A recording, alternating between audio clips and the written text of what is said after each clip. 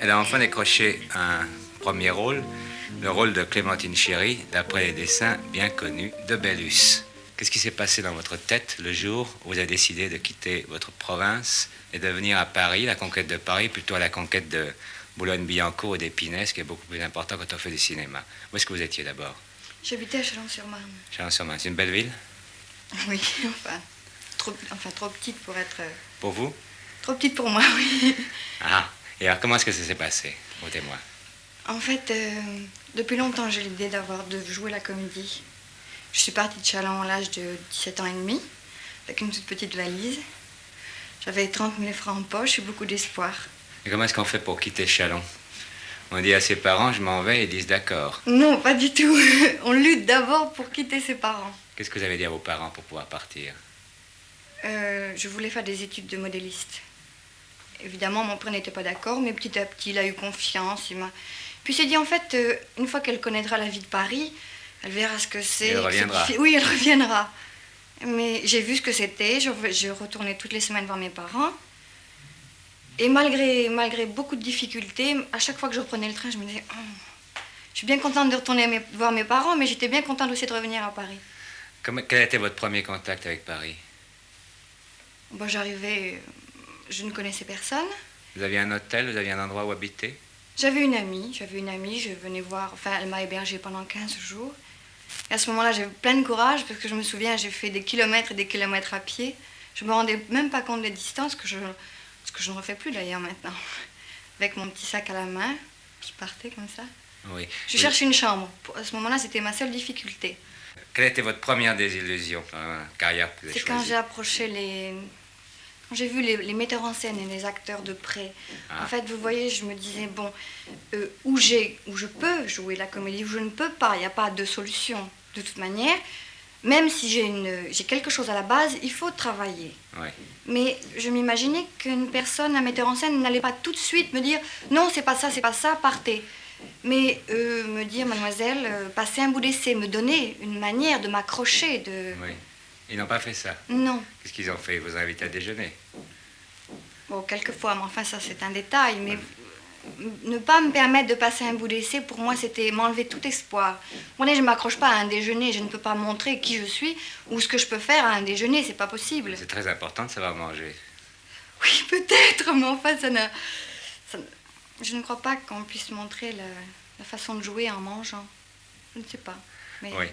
Les acteurs, en quoi est-ce qu'ils vous ont déçus? Ils ne correspondaient pas à leur légende ou quoi?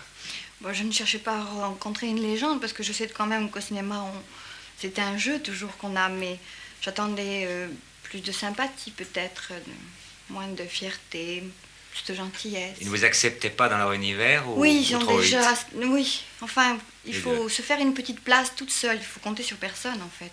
Oui. Personne ne vous aidait? Non. Vous avez rencontré beaucoup d'acteurs? Oh, j'en ai rencontré pas mal, enfin...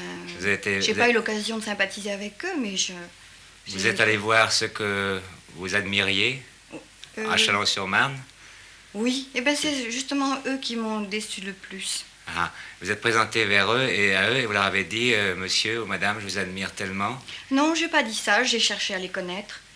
Comment est-ce qu'on fait pour chercher à les connaître? Ben, vous savez, vous allez sur un plateau, vous avez l'occasion d'être présenté à monsieur un tel, sans pour travailler ni rien du tout, simplement pour connaître sur un plateau. Et le fait de le voir bouger, agir, ça déçoit quelquefois. Ah.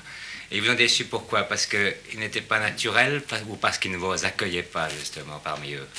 Non, c'est peut-être justement leur manière d'agir qui, au cinéma, quand on joue, ben, mon Dieu, on joue, on sait qu'on joue la comédie et ça entre dans le personnage, mais dans la vie, on attend de voir quelqu'un, un autre personnage, quelqu'un de naturel. Oui. Et personne, finalement, n'a eu le geste que vous attendiez? J'attendais pas de geste, j'attendais une sincérité. Ah, celle que vous apportiez vous-même? Moi, je suis comme ça, peut-être qu'il aurait fallu que je les accepte comme ils étaient, justement. Et... Ça vous a beaucoup déçu? J'ai appris à connaître le monde. Est-ce que vous avez assez d'argent pour vivre? Oh ben, pour vivre, on en a toujours assez, on limite ses ambitions. Parce que vous avez des frais quand même supplémentaires, énormes, parce que vous êtes jolie, parce que vous voulez faire ce métier. Il faut vous acheter des fards, des robes. Évidemment, oui, Comment est-ce mais... que vous faites? Eh bien, j'ai quand même fait des films, j'ai mis un peu d'argent de côté, puis on rogne tout doucement dessus. Ouais. À propos de films, est-ce que vous croyez qu'il faut tout accepter ou bien il faut refuser, choisir, attendre De toute manière, vous savez, on peut se permettre de choisir, attendre, quand on est déjà quelqu'un de connu et qui peut justement se permettre ça. Mais pour le moment, travailler, il faut travailler, montrer qu'on est capable à peu près de rentrer dans n'importe quel rôle. Ouais. Il n'y a que le genre de rôle de film sexy, un peu porno qui me plaît Ça, pas. vous voulez pas. Non, ça n'apporte aucun intérêt. Si c'est pour se montrer, on n'a qu'à aller faire un bon numéro de striptease dans une boîte avec art. Alors là, c'est du bon travail. De toute façon, c'est pas mon métier, alors. Ouais. Et c'est des rôles qu'on vous propose, ça, souvent? Il y en a quelquefois. Alors qu'est-ce que vous dites à ce moment-là? Vous prenez un air offensé, vous en allez ou... Pourquoi offenser? Je ne Non. sais pas, moi, je me renseigne. Moi, on me propose jamais des rôles pareils, moi, de toute manière. Je veux savoir. Non. Non, je dis simplement que j'ai du travail, ou bien que j'ai pas le temps, ou bien que j'ai d'autres films. Ouais, c'était poli, quoi. Toujours. Même avec des gens qui ne méritent pas. Il faut. Finalement, France Anglade, est-ce que ce n'est pas un peu trop dur, ce sourire perpétuel qu'on vous demande, qu'on attend de vous, cet effort presque démesuré qu'on exige de vous pour arriver enfin à exercer le métier dont vous rêviez en province, dans cette grande province qu'est Paris? Non, c'est pas difficile de toute manière quand on prend un métier, quand on embrasse une carrière. Je crois qu'on prend les difficultés, les joies, les malheurs de ce métier. Ouais, c'est quand même terrible d'être une fille de votre âge, moins de 20 ans, livrée en somme en pâture à cette jungle épouvantable du cinéma, quand finalement, il faut bien le dire, c'est pas de tourpeau. Non, non, de tourpeau, non. Je veux dire, un garçon qui a 18 ans, par exemple, il voit encore les gens de son âge. La fille qui a 18 ans, c'est tout à fait différent. Il y a un éventail d'hommes qui ne correspond pas exactement à ce que pourrait attendre une fille de 18 ans la plupart du temps. De toute manière, si je fais souvent les sourires, il m'arrive aussi d'en avoir assez, et puis d'arrêter de sourire et d'être... Bon, si je dis j'en ai assez, ça me fatigue, je rentre. Ouais. Évidemment, quelquefois, je me fais des ennemis parce que je dis ça, mais tant pis, je suis naturelle. De toute façon, il vaut mieux être trop franche que pas assez. Trop franche, ça nuit dans ce métier. C'est vrai, comment ça? Ben, quelquefois, il faut ne pas se permettre de dire des choses qu'on pense. Croyez vraiment? Moi, je crois pas.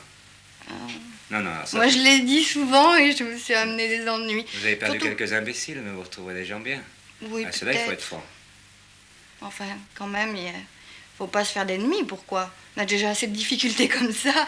Ça vous est arrivé d'avoir beaucoup le cafard, parce Oui. que ça ne marchait pas? Très fort, très fort. Ce qui est formidable, c'est qu'à chaque fois que j'ai eu ces moments de difficulté, de cafard, où on ne sait plus où donner de la tête, j'ai toujours rencontré une personne qui me parlait de ce métier, qui me montrait le travail qu'il fallait faire. Et dès qu'on me parle travail, c'est formidable, je revis, c'est sensationnel. Et ça me donnait espoir, je retournais dans mes livres, je lisais, et ça y est, c'était reparti. Pour moi, je me disais, tant pis, allez, travail. Mais vous avez eu le cafard jusqu'au point de vous dire j'arrête tout. Non, jamais au point de dire j'arrête. C'est-à-dire que j'ai eu le cafard jusqu'au point de dire vraiment, c'est pas le métier qui m'ennuie, c'était la vie. Vous voyez, c'est la vie entière, mais jamais le métier en lui-même.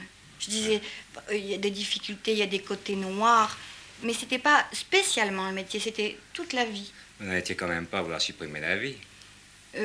Non, non, parce que de toute façon, elle a toujours des attraits et à 20 ans, si on veut supprimer, c'est quand même dommage. Enfin, on a toute une vie devant soi à profiter. Non, mais à se dire quand même, c'est ridicule, pourquoi on fait ça, pour en arriver à quoi? Et puis finalement, parce que justement, ce manque de travail, ce manque d'absorber son esprit, de prouver qu'on peut faire quelque chose. Oui. Imaginez que vous retrouviez tout d'un coup à Chalon, 2 ans avant, vous repartez. Oui, j'aime ça. C'est plus fort que moi.